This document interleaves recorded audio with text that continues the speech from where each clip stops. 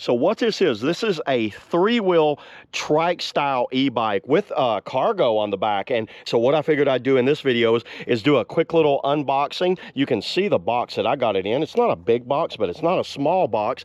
Let's get this thing out. It looks like a lot of it's assembled just from what I can see. So now I'll just go through, cut all the zip ties off, take the plastic off, then we'll come back and I'll show you everything when it's all laid out here, because that's pretty much the best way of assembling one of these, is kind of lay everything out, then go over, make sure you have your tools, make sure you have all the parts, then get to building.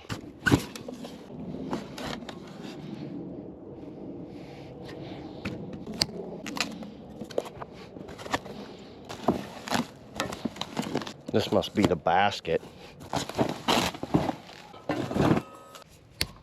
There was a ton of stuff on this, everybody, which is a good thing. They actually put these separators in there, which is very smart, that the wheels don't get crushed in there. Now, what I had to do was undo all of this packing material on the entire bike. The paint job looks really good. Look at how the paint job stayed in really good shape during shipping. I don't see any problems or anything like that. To close it up, you will have to latch it. You just kind of like pull it around a little forceful and it shuts on its own. It seems a little complicated at first with this latch, but once you pull it around, it actually shuts by itself and you're good to go. Already it looks maybe to be around about 70% assembled.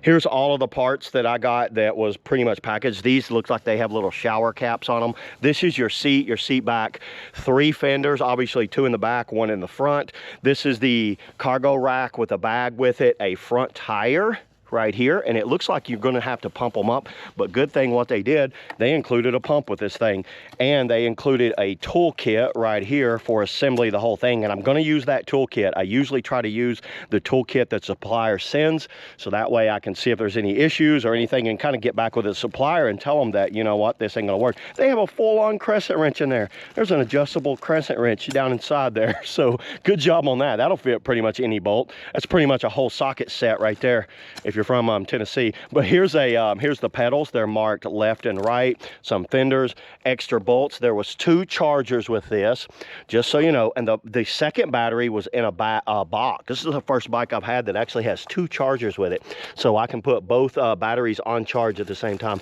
That looks to be some sort of like, oh, that's the thing for this.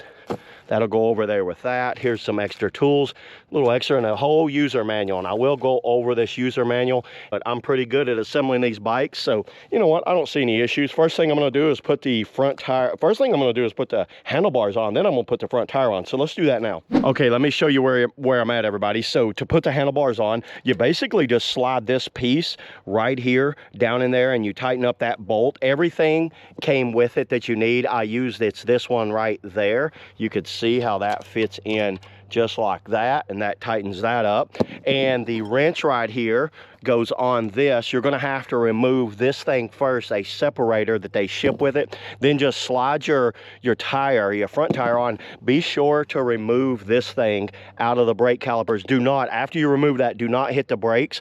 Make sure that you actually have good control over the brake. Slide it up in there, line up your rotor, and then these things, you want to look right here. You see those little kind of hooks. Make sure they go in the hole up there, and then the other one's right there. Pretty simple. That's on every bicycle. It's kind of a safety measure. Just something that kind of point out to you guys, just so you know. That was very easy to put the tire on, and then you slide the handlebars.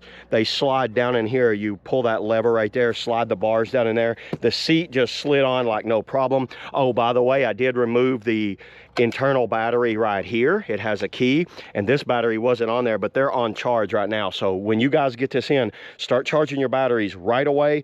That way, when you're ready to get done with all, when you're done with all the assembly and you're ready to ride, the batteries already at least have enough charge to get you on the road. So let me go ahead and finish out the assembly, and I'll show you what all I had to do to this thing. But actually, you can see it right now. I would say it's 83% done. So let's get it to 100, and then I'll come back and tell you what all I did. So I went ahead and put the front fender on. Very simple. Just basically tighten it up here and then line it up in the front right there. Run that down, and while you're doing it, put the headlight on. So that was pretty easy to do that. I put both the left and right pedal on.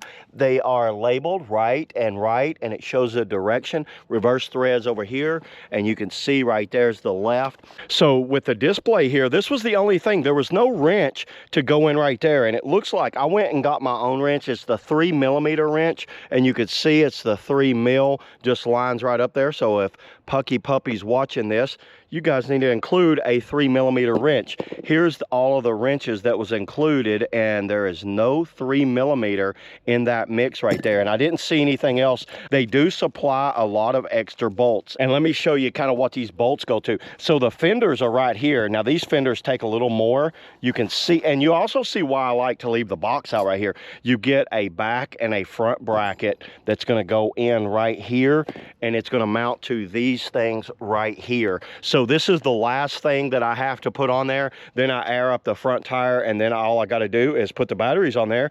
And you know what? Maybe some little more adjustments, and I'm good to go. So let's go ahead and finish it out. Then I'll come back and tell you my kind of final thoughts on the assembly and what all I think about, you know, putting this thing together. It's not been the easiest, but it's not been the hardest. So let's finish it out now. So this is the complete bike. I went ahead and put the batteries back on. Though these fenders were a little wonky to put on, but once you figure them out, they win a little better. There's the short area right here. Actually, I'll show you in here. This was some of the stuff I had left over, actually. So this right here is basically just Velcroed on there. Pretty simple, but check this out. So the short area is gonna go up here. You got a bolt that runs through here, nut on the back side, bolt there.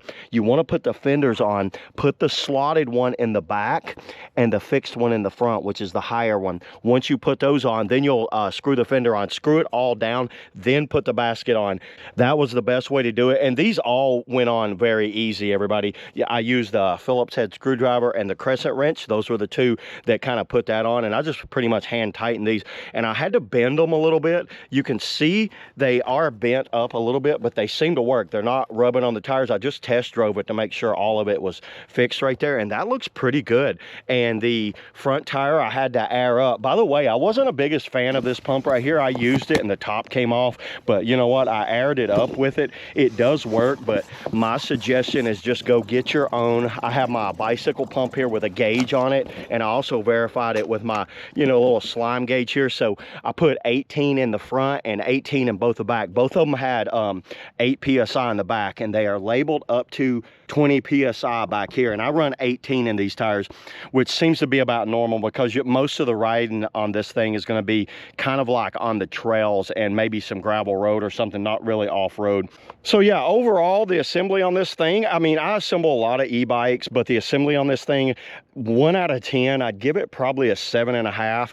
If you've got somebody helping you, it will go a lot easier and a lot faster. But being by myself, it maybe took me about 45 minutes to get this thing going, but it's fully assembled. I just test drove it and rode it around, and everything was good on it. That's what I wanted to do in this video, was kind of cover how to put this thing together and my experience of putting it together. And then in the next video, what I'm going to do is a quick walk through of the entire bike, specs and all the components, and then I'll do an on-trail ride test. And this thing has a capacity of 500 pounds. We will put that to the test. There it is, everybody. That's all I got on the unboxing and assembly of the Pucky Puppy Husky Pro. See y'all in the next video.